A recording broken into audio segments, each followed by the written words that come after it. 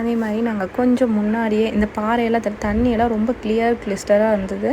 இந்த பாறையெல்லாம் தெரியுதுல்ல, இந்த இடம் அங்கே கொஞ்சம் அது வரைக்கும் அந்த ஒரு பெரிய பாறை வரைக்கும் நாங்கள் போனோம். அது வரைக்கும் போகும்போதே இடுப்பு பக்கம் வரைக்கும் இருந்துச்சு. அதுக்கு மேலே போக வேணாம், ஏன்னா அங்கே ஒரு மாதிரி க்ரீன் கலரில் இருந்துச்சு. தண்ணி கிளியராக இருக்குது, பட் வந்து நாங்கள் குச்சியெல்லாம் வச்சு பார்த்தோம், ரொம்ப ஆழமாக இருந்துச்சு. ஸோ நாங்கள் அந்த சைடு போகவே இல்லை. ஸோ இந்த சைடே நாங்கள் விளையாடிட்டு இருந்தோம்.